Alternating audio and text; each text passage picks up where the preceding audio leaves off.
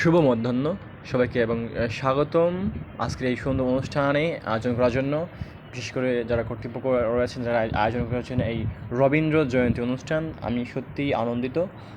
আমাকে কিছু বলা, রবীন্দ্রনাথ সম্পর্কে কিছু বলার জন্য যে সুযোগটুকু দেওয়া হয়েছে তার জন্য আমি আন্তরিক আন্তরিক ধন্যবাদ জানাচ্ছি। তো আসলে রবীন্দ্রনাথ ব্যাপারে আমি কি বলবো, রবীন্দ্রনাথ ঠাকুর খুবই বড় মাপের একজন মানুষ। তিনি সাহিত্যে অনেক অনেক অবদান রেখেছেন, যা আমার পরবর্তী বক্তা বলেছেন। আমি আজকে রবীন্দ্রনাথ সম্পর্কে সমালোচনা করব।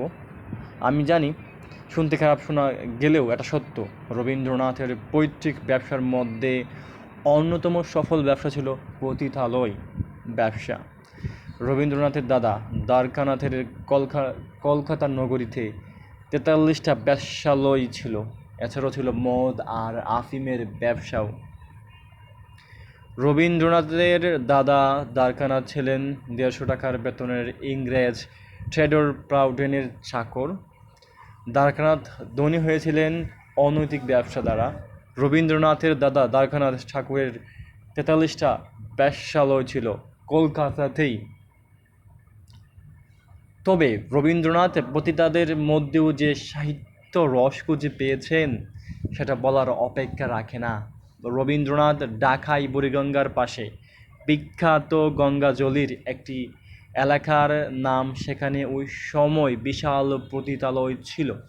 পাশে এসে লিখেছিলেন, বাংলার বধূ বুকে তার মধু। সত্যি কথা বলতে ওই সময় কলকাতায় বিশেষ কারণে যৌনরোগ, সিফিলিস খুব কমন ছিল। তাই 1928 সালে অবতার পত্রিকায় কবিগুরু রবীন্দ্রনাথ ঠাকুরের সিফিলিস রোগের খবরটা তেমন গুরুত্ব পায়নি।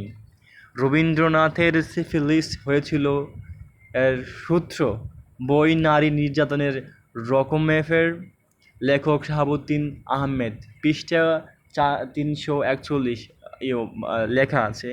তাছাড়া রবীন্দ্রনাথকে যারা দেবতা ভাবতে চান তাদের বলছি, সিফিলিস গনোরিয়া কাদের হয় বলবেন দয়া করে?